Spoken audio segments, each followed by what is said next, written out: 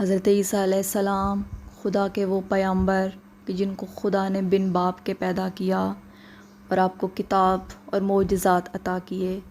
آپ کے معجزات میں سے کثیر الذکر، آپ حکم خدا سے مردوں کو زندہ کرتے، حکم خدا سے پرندوں میں جان ڈالتے اور کوہڑ کے مریضوں کو شفا دیتے۔ آپ نے صرف 33 برس کی عمر پائی۔ آپ کی تبلیغ اور نصیحت کے نتیجے میں صرف چند لوگ آپ پر ایمان لائے۔ جب آپ نے تبلیغ اور وعظ و نصیحت کا سلسلہ شروع کیا تو لوگوں نے آپ کو ایذا پہنچانا شروع کر دی اور ان تکالیف میں روز بروز اضافہ ہوتا چلا گیا اور لوگوں کی مخالفت اس نہج پر آ گئی کہ حکومت وقت نے آپ کو تختہ دار پر چڑھانے کا حکم سنایا۔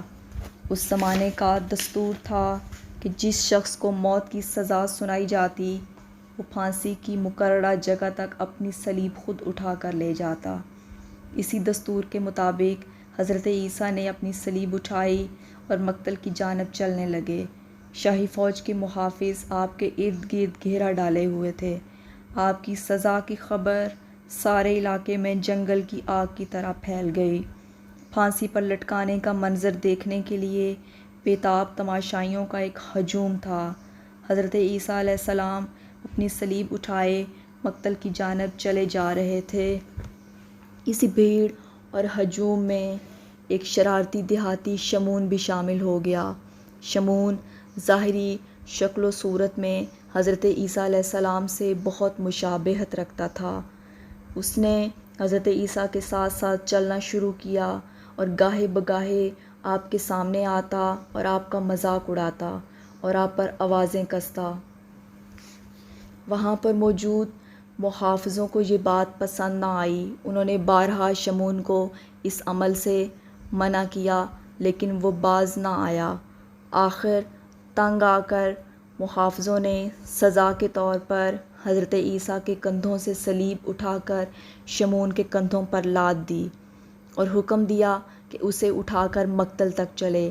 شمعون کو مجبوراً ایسا کرنا پڑا اور وہ صلیب اٹھائے مقتل کی جانب چلنے لگا۔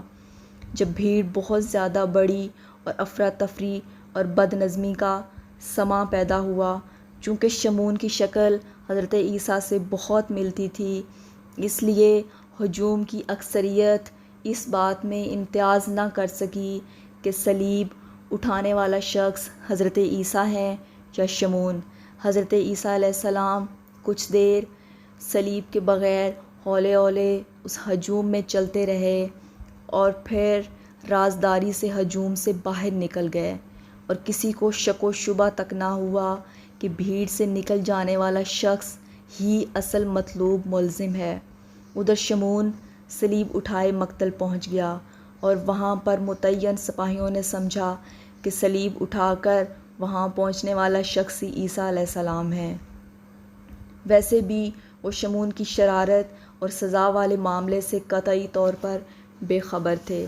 اس غلط فہمی میں دو چیزوں نے بڑا اہم کردار ادا کیا۔